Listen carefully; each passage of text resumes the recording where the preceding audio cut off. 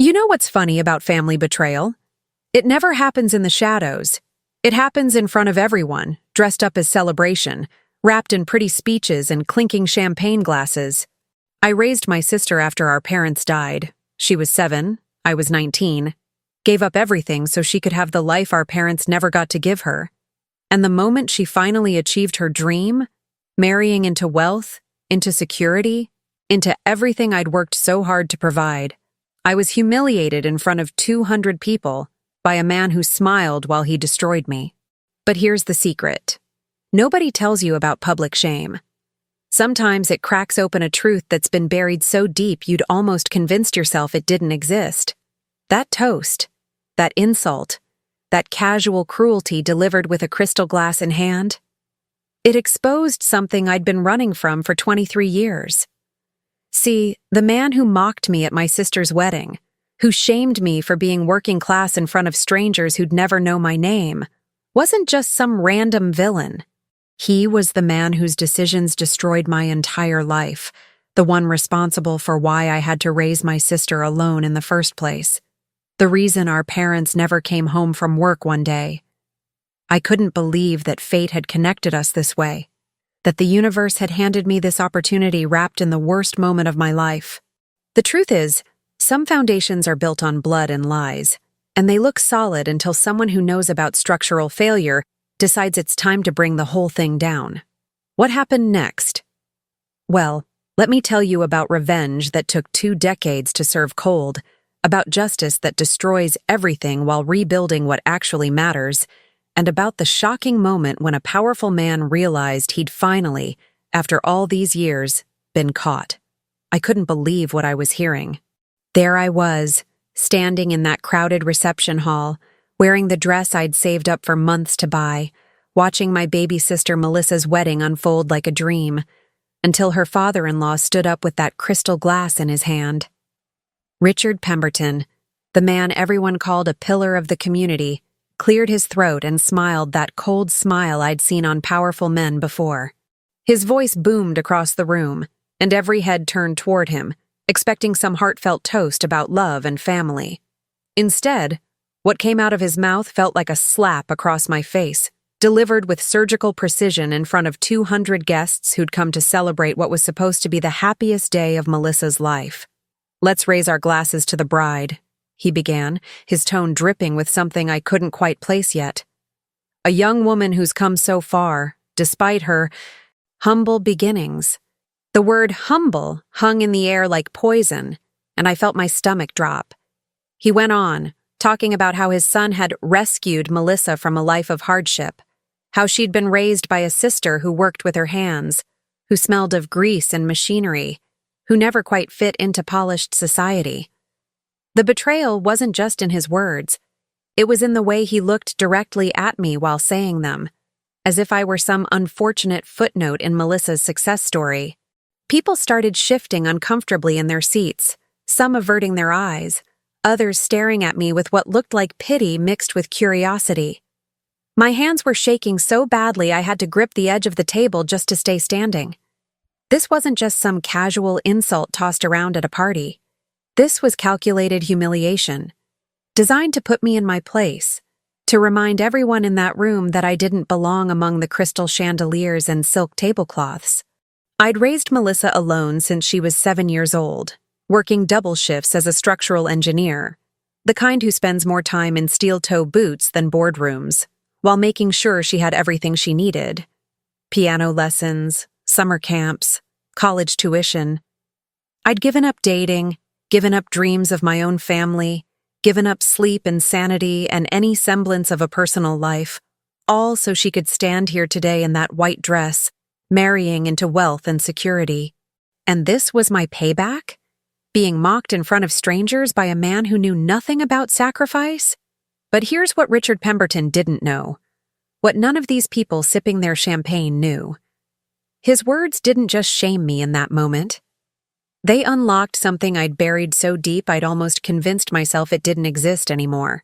23 years ago, my parents died in a mining collapse in Ashford County, a tragedy that took 17 lives and left dozens of families shattered. The official report called it an unfortunate accident, the kind of thing that just happens in dangerous industries, and the media coverage disappeared within weeks. I was 19 years old, suddenly responsible for a little girl who cried herself to sleep every night asking for mama. And I didn't have the luxury of asking questions or demanding justice. I had to survive, had to keep us both alive, had to build a life from the wreckage. What Richard didn't know, what he couldn't have known, was that I'd spent years as an engineer studying structural integrity, foundation failures, and corporate negligence.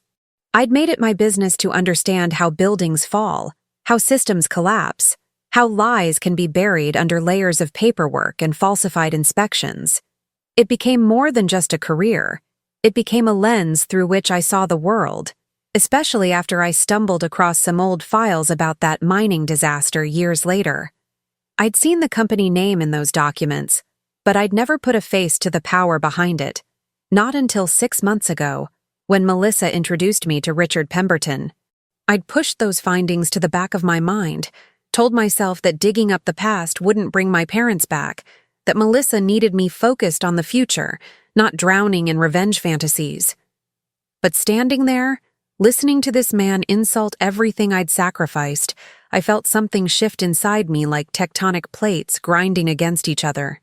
The truth is, I'd recognized Richard Pemberton the moment Melissa introduced us 6 months ago, though he clearly didn't remember me. How could he? I was just a teenager back then, one face among hundreds at the memorial service his company had sponsored, the same company that owned the mine where my parents took their last breath.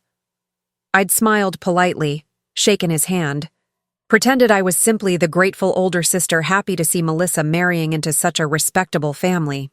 But somewhere in the back of my mind, I knew this moment would come eventually, though I never imagined it would be like this, with him standing there in his $1,000 suit, casually destroying my dignity while everyone watched. And as he finished his toast and the crowd erupted in awkward applause, something inside me went cold and clear and absolutely certain about what needed to happen next. The days after the wedding felt like I was walking through fog, except this fog had teeth and it was eating me alive from the inside. I kept replaying that moment over and over. Richard's smug face, the nervous laughter from the guests, the way Melissa had grabbed my hand afterward and whispered, "I'm so sorry," like that could somehow erase what had happened.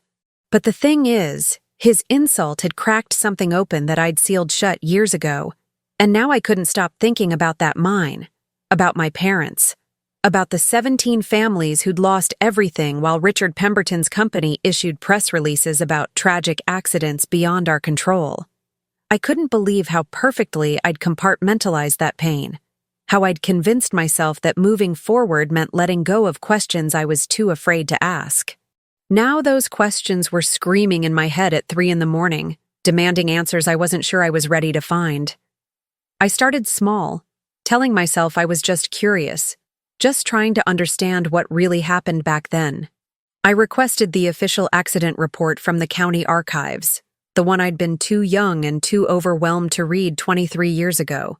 When it arrived, I sat at my kitchen table with a bottle of wine I didn't drink and read every single page, my engineering training kicking in as I analyzed the technical language. The report cited structural failure due to unforeseen geological conditions and adequate safety protocols that unfortunately couldn't prevent the collapse. But here's what jumped out at me. The inspection records showed multiple violations in the months leading up to the disaster, violations that had somehow been cleared or marked as resolved, without any actual documentation of repairs. Someone had signed off on safety checks that were never completed, and that someone's signature was buried in the fine print like a lie waiting to be exposed. The deeper I dug, the more the shocking truth began to reveal itself in fragments and whispers. I reached out to former miners who'd worked in that facility, men who were now in their 60s and 70s, still carrying the weight of survivors' guilt. They told me stories over coffee in diners far from Ashford County, stories about how complaints were ignored, how union representatives who pushed too hard suddenly found themselves reassigned or laid off. One man, Eddie, who'd lost his brother in the collapse, told me something that made my blood run cold. We all knew that mine was a death trap. The company knew it too. But production quotas mattered more than our lives, and anyone who said otherwise got backstabbed by their own supervisors.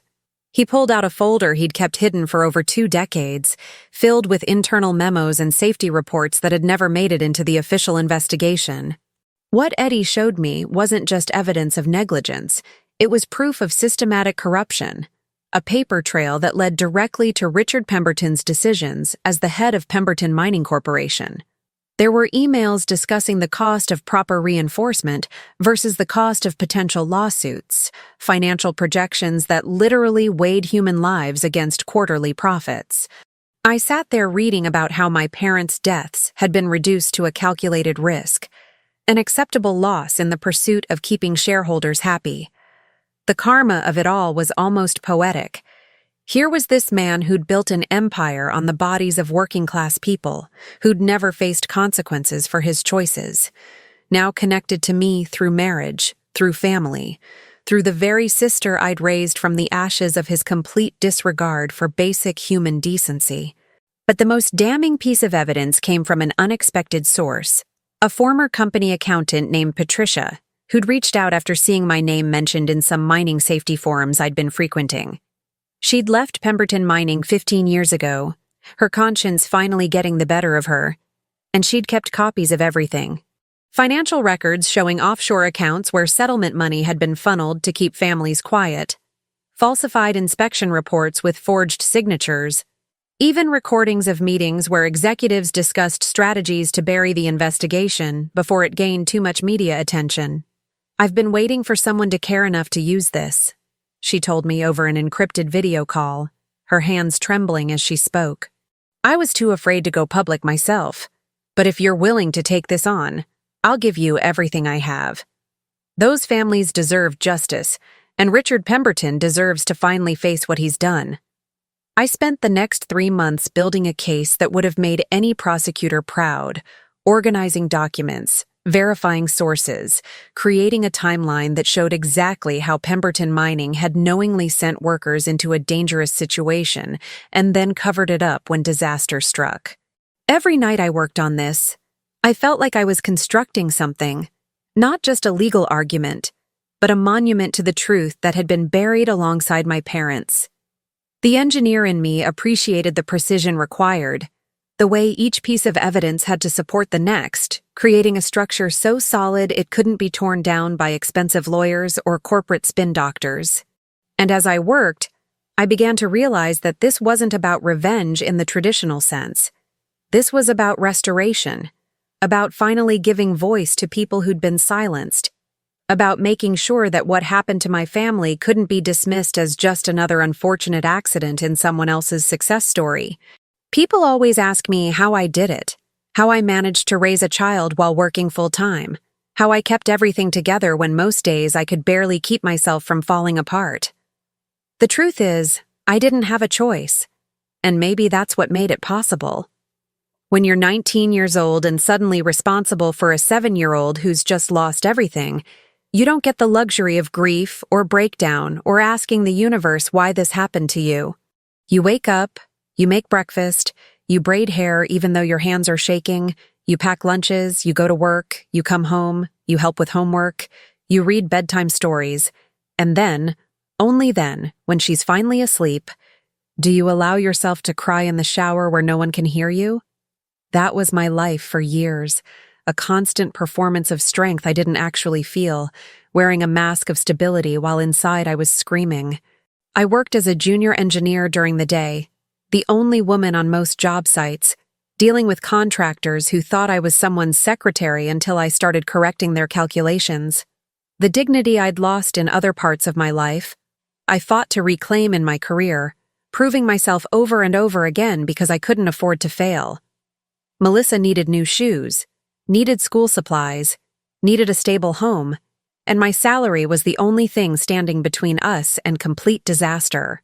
I remember one particularly brutal winter when the heating bill came in higher than expected, and I had to choose between fixing my car or buying Melissa the winter coat she desperately needed. I wore 3 layers under my work coveralls for months, took the bus in the freezing cold, and never once told her we were struggling because she'd already lost too much. She deserved to feel safe, to believe that everything was going to be okay, even if I had to lie to myself every single day to make that happen. The nights were the hardest, after Melissa was asleep, and the apartment was quiet except for the sound of my own thoughts. I'd sit at the kitchen table with textbooks spread out in front of me, studying for my professional engineering certification, while drinking instant coffee that tasted like regret. I couldn't believe how much of my own life I'd put on hold. Friends had stopped calling because I never had time to see them. Dating was completely off the table. Hobbies and dreams and any sense of personal identity had been sacrificed at the altar of responsibility. Sometimes I'd look at photos of my parents, young and in love, and wonder if they'd be proud of what I'd become, or horrified by what I'd given up. The betrayal I felt wasn't directed at them. How could it be? But at the universe itself, at whatever cosmic joke had decided that my life should be defined by loss and sacrifice before I'd even had a chance to figure out who I was. But here's what I never told anyone, what I barely admitted to myself. There was a part of me that resented Melissa, and that shame ate at me constantly. She was innocent. She was just a child. She hadn't asked for any of this. And yet sometimes when she'd complain about something trivial or throw a tantrum about not getting what she wanted, I'd feel this flash of anger so intense it scared me. I'd think about the life I could have had, the person I might have become if I hadn't been shackled to this responsibility I never chose. Then immediately I'd hate myself for thinking it, would overcompensate by staying up even later to sew a costume for her school play or bake cookies for her class party. The infidelity wasn't romantic. It was emotional, a constant cheating between the sister I was trying to be and the person I'd buried underneath years of obligation and exhaustion. Melissa never knew any of this, of course. To her, I was the strong one, the one who had all the answers, the one who could fix anything. When she got accepted to college, a prestigious school we absolutely couldn't afford, I took out loans I'm still paying off today, working overtime and weekends to cover what scholarships didn't. When she called home crying about a bad grade or a friendship drama, I'd drop everything to talk her through it, even if I was standing on a construction site in the middle of a crisis. I watched her grow into this beautiful, ambitious young woman, and I was so proud I could burst. But there was always this small voice in the back of my head asking, "What about you? When do you get to live? When do you get to be more than just the person who kept someone else alive?" The irony, the cruel, twisted karma of the whole situation, is that I'd convinced myself this sacrifice was worth it because I was giving Melissa opportunities I'd never had. I was building a foundation for her life that was solid and secure, the kind of stability that had been ripped away from both of us when our parents died. But as she got older and started making her own choices, I realized she didn't see our life the way I did. To her, our modest apartment was something to escape. Our working-class neighborhood was something to be embarrassed about when friends came over, and my blue-collar career was something she mentioned reluctantly at her fancy college when people asked about her family. The humiliation of watching her slowly distance herself from everything I'd built was almost worse than anything Richard Pemberton could have said at that wedding, because it meant she'd internalized the same message, that where we came from wasn't good enough, that I wasn't good enough, that survival was somehow less valuable than success. Richard Pemberton wasn't just wealthy. He was the kind of powerful that makes laws bend around him like light around a black hole. I started researching him properly after the wedding, not just looking into the mining disaster, but into the entire empire he'd built over 4 decades. What I found was a masterclass in corruption disguised as legitimate business. A man who'd learned early that money could buy silence, influence could bury investigations, and the right connections could make almost any problem disappear. Pemberton Mining Corporation had been sold years ago for an obscene profit, but Richard had diversified into real estate development, energy production, and even political consulting. He sat on boards, donated to campaigns, had buildings named after him at 3 different universities. The man whose corporate decisions had cost my parents their lives had transformed himself into a philanthropist, a pillar of society, someone people actually admired. The deeper I dug, the more I realized the mine collapse wasn't an isolated incident. It was his business model. Every venture Richard touched seemed to follow the same pattern. Cut corners, maximize profits, use legal teams to shield him from consequences, and if something went wrong, throw money at the problem until it went away. There were lawsuits from construction workers injured on his development sites, environmental violations at his energy plants that had been settled quietly out of court, even allegations of union busting and intimidation that never made it past preliminary hearings. I couldn't believe how systematically he'd gamed the system, how he'd built an entire infrastructure around avoiding accountability. And the most shocking part? Nobody seemed to care. The media treated him like a success story, a self-made man who'd built something from nothing, conveniently forgetting all the bodies he'd stepped over to get there. I found a pattern in his financial records that made my engineering brain light up with recognition. Richard didn't just break rules. He redesigned the entire structure to make his violations look legitimate. Shell companies registered in Delaware, offshore accounts in the Cayman Islands, charitable foundations that functioned as tax shelters while doing minimal, actual charity work. He'd cheated the system so elegantly that most people didn't even realize they were being robbed. One of his former business partners, a man named Gerald who'd had a falling out with Richard 10 years ago, told me over drinks at a hotel bar far from anyone who might recognize us. Richard doesn't just win. He makes it impossible for anyone else to even play the game. He rewrites the rules while everyone's still trying to understand them, and by the time you realize what's happened, he's already moved on to the next scheme. But here's what really got me, what made my blood boil every time I thought about it. Richard genuinely believed he'd earned everything he had. In interviews and speeches, he talked about hard work and determination, about taking risks and reaping rewards, about how America was built by people willing to do what others wouldn't. He'd completely rewritten his own history, convinced himself that cutting safety protocols was efficiency, that paying poverty wages was competitive business practice, that destroying lives was just the cost of progress. The vengeance I felt wasn't hot and impulsive. It was cold and calculated, the same way an engineer approaches a structural problem. I wanted to take apart his entire carefully constructed mythology piece by piece, to show the world exactly what kind of foundation his empire was built on. The justice system had failed my parents, had failed all those families who'd lost loved ones in that mine. The official investigation had been a sham, rushed through by inspectors who were either incompetent or compromised, rubber-stamped by politicians who'd received campaign contributions from Pemberton Mining. The few families who'd tried to sue had been buried under motions and delays until they ran out of money and gave up. Richard had learned that lesson well. You don't have to win in court, you just have to outlast your opponents to make fighting back so expensive and exhausting that people eventually surrender. And for 23 years, that strategy had worked perfectly. He had blood on his hands, corporate killing dressed up as acceptable business risk, and he'd been rewarded for it with wealth and influence and the ability to stand at his son's wedding and mock the very people he'd victimized. What Richard didn't understand, what men like him never understand, is that some foundations take decades to crack. You can build on unstable ground for years, even generations, and everything looks solid until the moment it isn't. I'd spent my entire career studying structural failures, understanding how small compromises compound over time, how one weakened beam can eventually bring down an entire building. And as I sat surrounded by documents and financial records and testimony from people Richard had wronged, I realized I wasn't just building a case. I was identifying every single weak point in the empire he'd constructed. The backstabbed workers, the silenced witnesses, the buried reports, the falsified inspections. They were all cracks in his foundation, waiting for the right pressure to split them wide open. And I was going to be that pressure.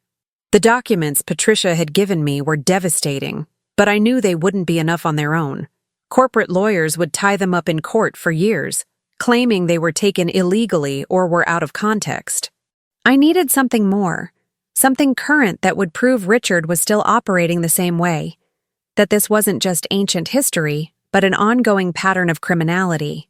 So I started looking into his current business ventures, pulling public permitting databases, inspection logs, court filings, and procurement records. What I found was almost too perfect. Pemberton Development Group was building a luxury residential complex in Riverside County, and the inspection reports looked eerily familiar.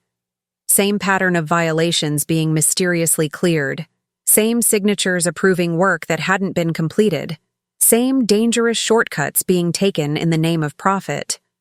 History wasn't just repeating itself, it was playing on a loop. I reached out to workers on that Riverside site, carefully, using contacts I'd built over years in the construction industry. What they told me confirmed everything I suspected: safety equipment that didn't meet code, structural supports that were substandard, inspection schedules that kept getting delayed or canceled. One foreman, a guy named Tommy who'd been in construction for 30 years, told me something that made everything click into place. We all know it's wrong, but we also know what happens to people who complain. You get blacklisted, you can't find work anywhere, your family suffers. So we keep our heads down and pray nothing goes wrong before we finish the job. The betrayal wasn't just what Richard had done to my parents. It was what he was still doing, right now, to families who were just trying to survive. And suddenly, this wasn't just about the past anymore. It was about preventing the next disaster. The next group of children who'd grow up without parents because profit mattered more than people. I coordinated with investigative journalists who'd been trying to expose corporate corruption for years, but never had enough evidence to publish. A reporter named Sarah Chen had actually written about Pemberton Mining back when the disaster happened, but her editors had killed the story after the company threatened legal action. When I contacted her with what I had, I could hear the revenge in her voice. Not for herself, but for all the stories she'd been forced to bury over the years. "Give me everything," she said, "and I'll make sure it sees the light of day this time." We worked together for weeks, fact-checking every detail, building a narrative that was bulletproof. She brought in forensic accountants to trace the money flows, legal experts to explain the violations in terms anyone could understand, even got testimony from families affected by Richard's other business disasters over the years. At the same time, I quietly reached out to federal investigators who specialized in workplace safety violations and corporate fraud. They'd been watching Richard for years, apparently. There had been prior complaints, but never enough consolidated evidence to build a case that would stick. What I handed them changed everything.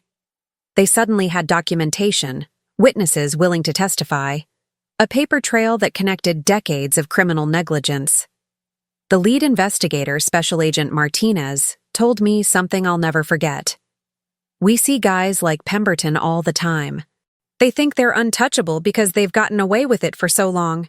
But the thing about building an empire on lies is that eventually, someone finds the truth, and the whole thing comes down faster than it went up." She promised me they'd move carefully but quickly, that once they had everything in place, Richard wouldn't know what hit him. The timing had to be perfect. I needed everything to come together at exactly the right moment for maximum impact. Richard's authority came from his reputation, from the belief that he was successful and legitimate and respectable. If I wanted real justice, not just legal consequences but social consequences, I needed to destroy that reputation publicly and irreversibly. The wedding had given me an idea, a cruel symmetry that felt almost like karma working through me. Richard loved grand gestures, loved being the center of attention, loved making toasts and speeches where everyone had to listen to him pontificate about success and family values. What if I gave him exactly what he wanted? A moment in the spotlight, an audience hanging on his every word, and then pulled back the curtain to reveal what he really was. I couldn't believe I was actually planning this. That quiet, responsible me who'd spent decades keeping my head down and playing by the rules was orchestrating what amounted to a public execution of a powerful man's reputation. But every time I wavered, I'd think about my parents, about Melissa crying herself to sleep, about all those years I'd spent believing their deaths were just a tragic accident. I'd think about the workers on that riverside site, going home every night, wondering if tomorrow would be the day the building collapsed, about their children who might end up orphaned like me. The truth was like a weapon I'd been forging for months, sharp and precise and deadly, and I was finally ready to use it. All I needed was the right moment, the right stage, and Richard Pemberton's arrogant certainty that nothing could ever touch him. The weeks leading up to the moment I'd been planning felt like watching a building slowly crack under pressure. You can see it happening. You know the collapse is inevitable, but the anticipation is almost unbearable. Melissa called me constantly, trying to arrange family dinners with Richard and his wife, wanting everyone to move past what had happened at the wedding. She'd somehow convinced herself that his insult was just a misunderstanding, that he was actually a good man who'd made a thoughtless comment after too much champagne.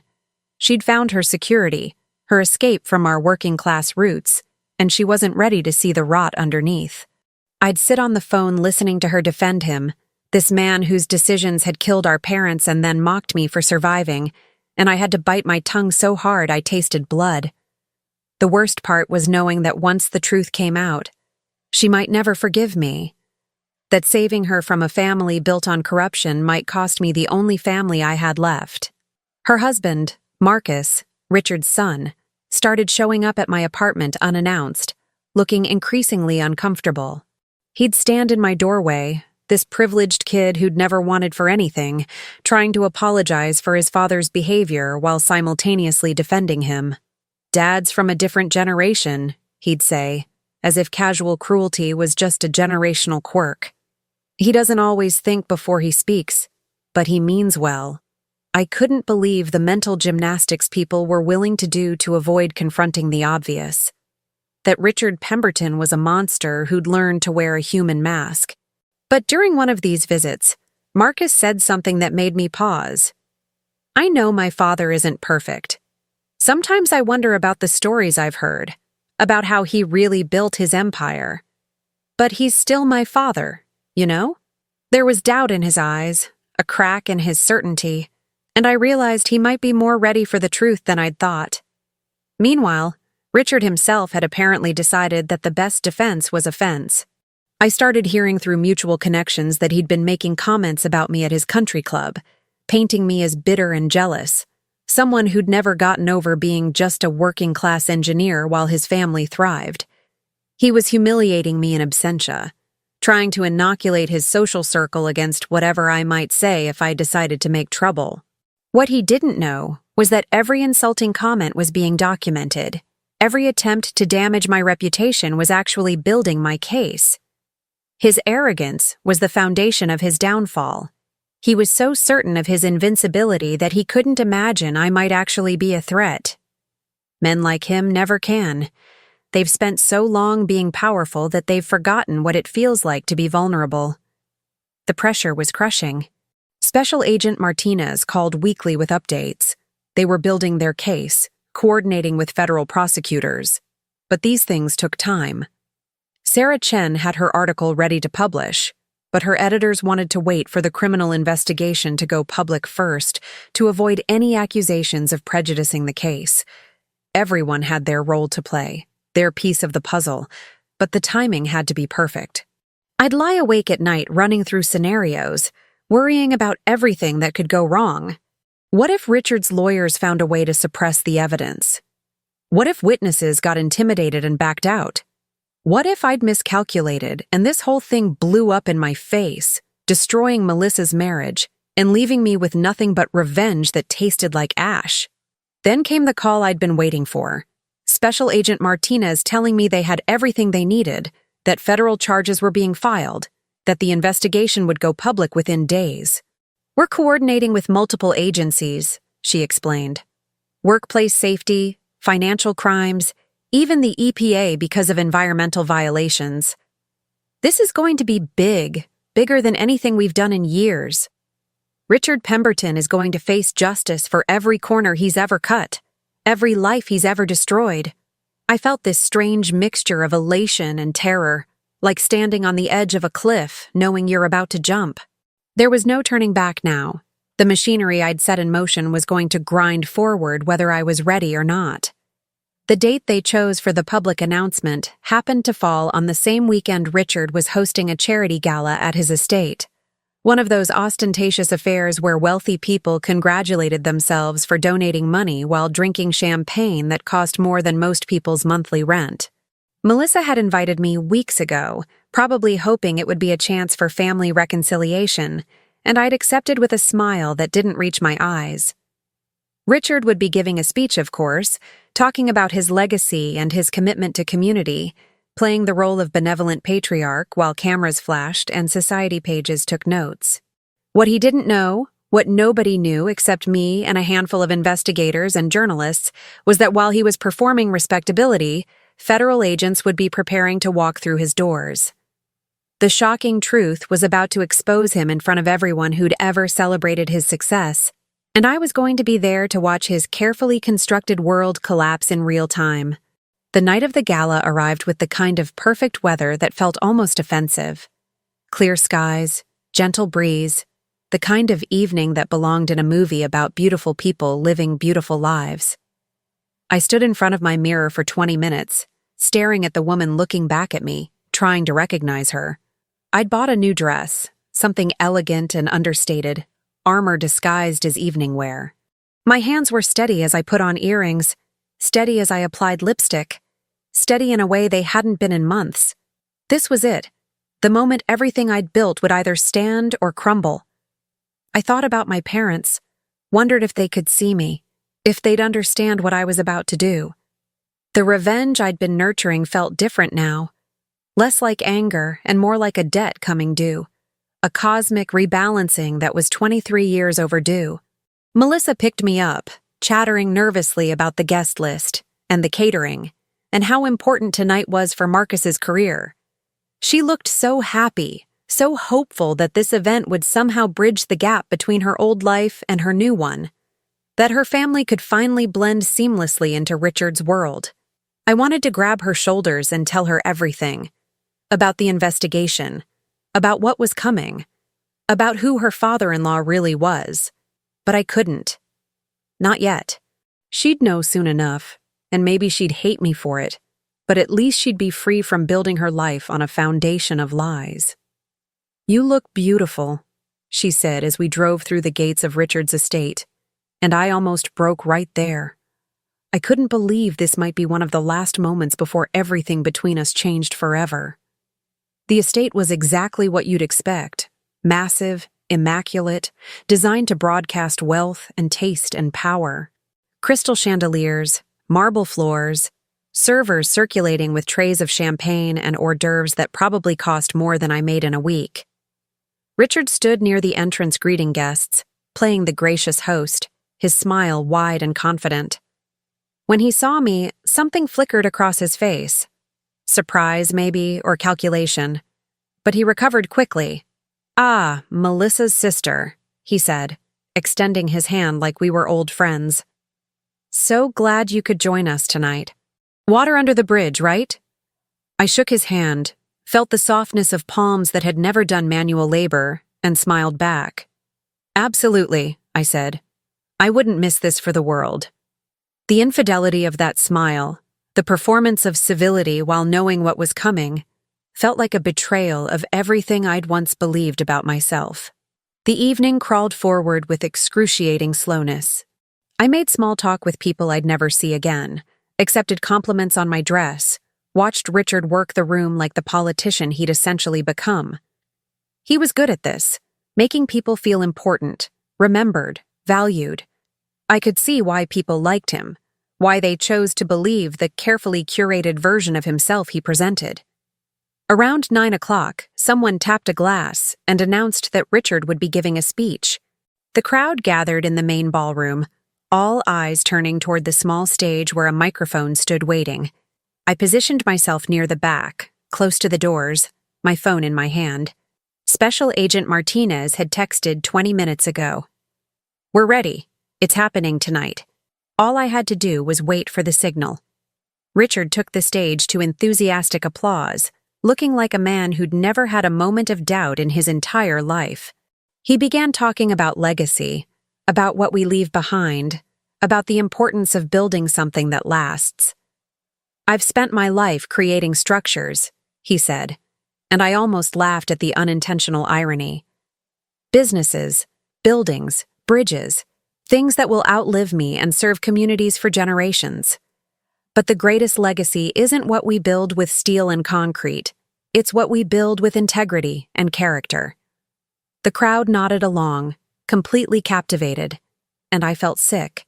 This man whose decisions had cost lives was standing there lecturing about integrity, and everyone was eating it up. The humiliation wasn't mine anymore, it was theirs, all these intelligent, successful people who'd been fooled by a performance. Then my phone buzzed. A text from Special Agent Martinez. "News is breaking now." I glanced around the ballroom. People's phones were starting to light up, buzzing with notifications.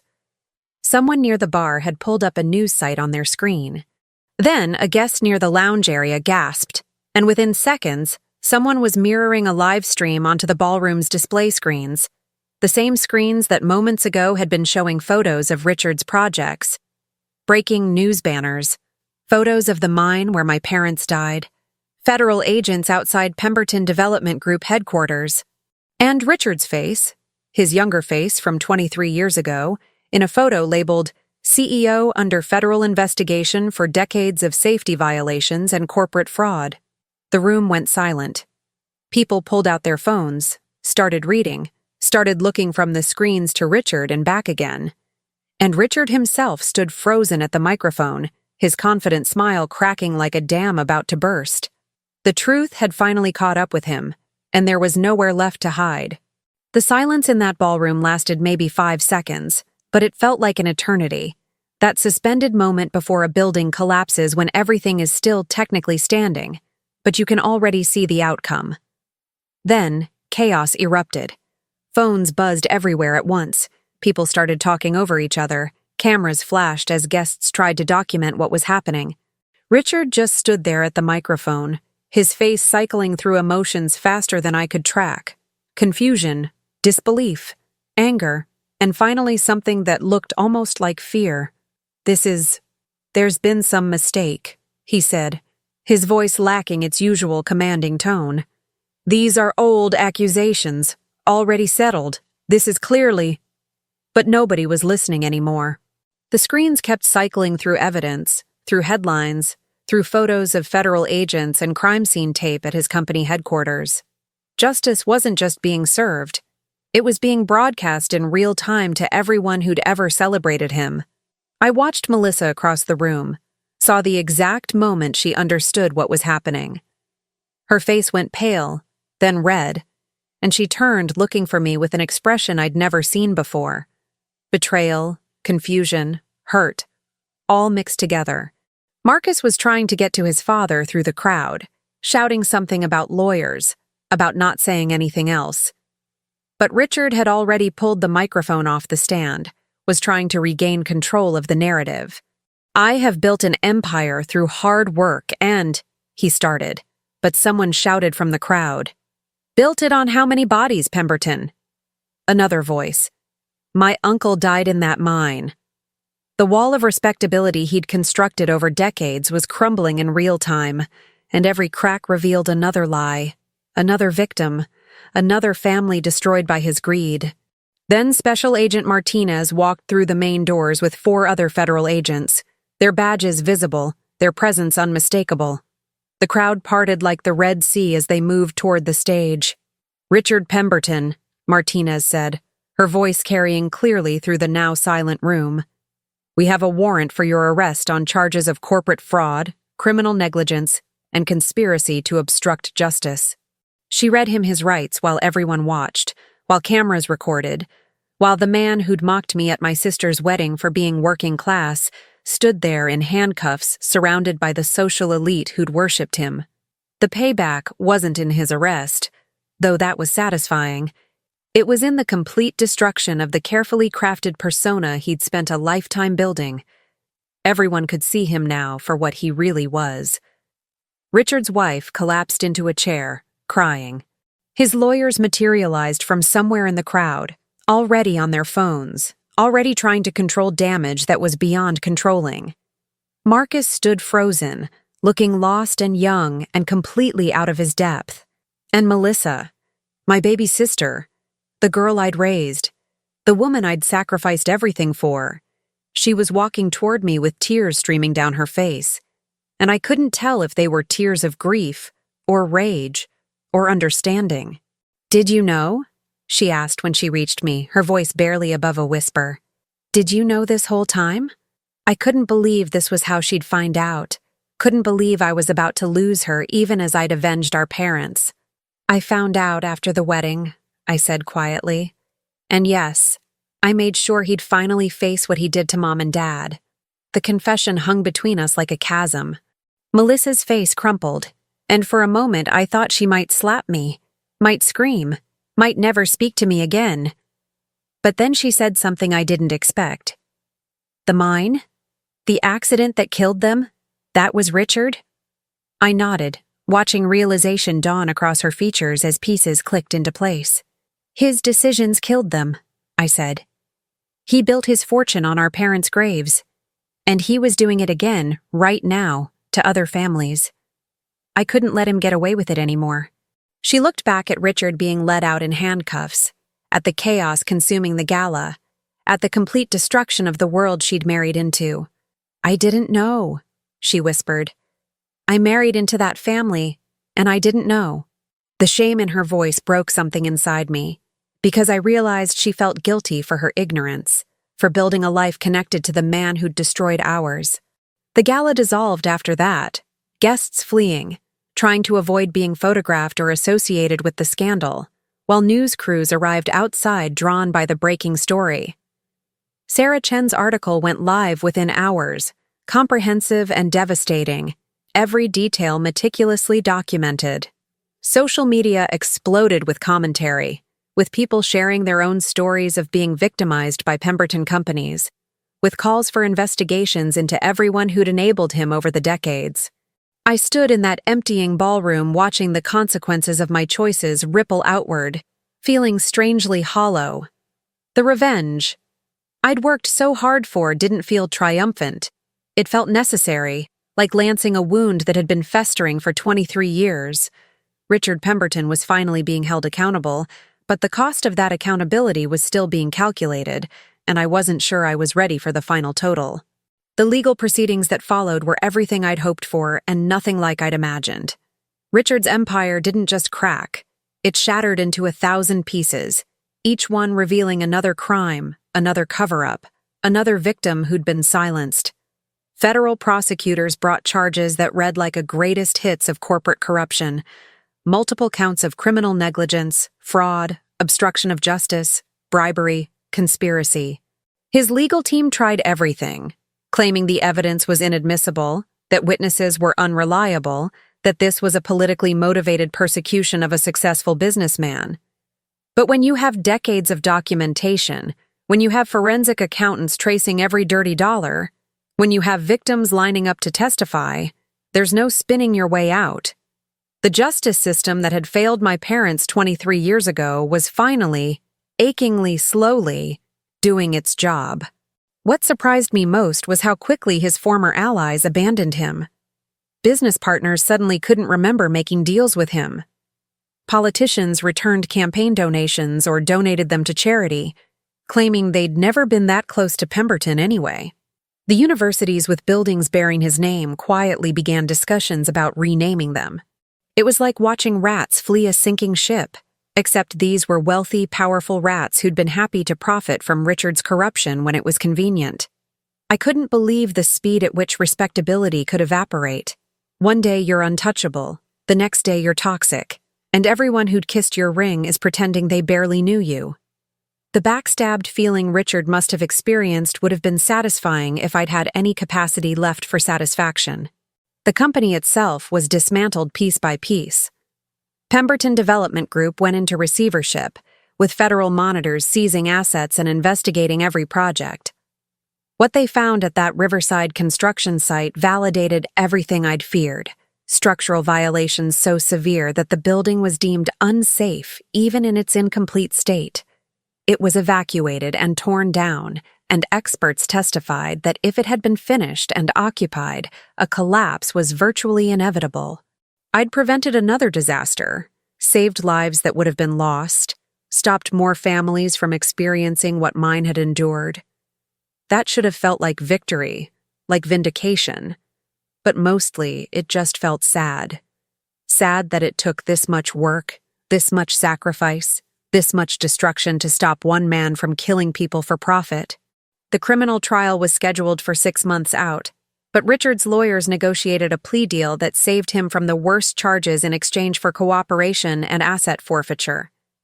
He pled guilty to multiple felonies, agreed to pay massive fines and restitution, and accepted a prison sentence that, while shorter than I'd wanted, was still real time behind bars. He avoided a life sentence, but he lost everything that mattered to him: his name, his money, his legacy. More importantly, part of the settlement required him to publicly acknowledge his crimes, to admit on record what he'd done. I sat in that courtroom and listened to Richard Pemberton, this man who'd spent decades lying, finally tell the truth. "I prioritized profit over safety," he said, reading from a prepared statement his lawyers had undoubtedly written. "I knew about violations and I allowed them to continue. People died because of my decisions, and I am responsible." The words sounded hollow coming from him, performative, but they were on the record now, permanent and undeniable. But the real justice, the kind that mattered most to me, came in what happened to the money. The settlement created a victims' compensation fund, not just for my parents and the other families from the mine collapse, but for everyone who'd been harmed by Pemberton companies over the years. Workers who'd been injured, families who'd lost loved ones, communities that had been environmentally damaged. They would finally receive something, not enough to truly compensate for what was taken, but something.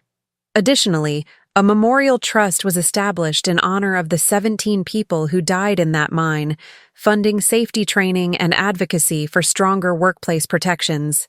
My parents' names would be on a plaque. Their deaths would mean something beyond just tragedy. The karma of it was almost poetic. Richard's fortune, built on their graves, would now be used to prevent other deaths, to protect other families. Special Agent Martinez told me something after the sentencing that I think about often. "Cases like this don't happen without someone like you," she said. "Someone who cared enough to do the work, to build the case, to see it through no matter what it cost personally. Most people just want to move on, and I understand why. It's easier. But justice only happens when someone refuses to let it be easy, when someone says, 'Not this time, not anymore.'" I appreciated the sentiment, but I wasn't sure I deserved the credit she was giving me. I hadn't done this for noble reasons, not entirely.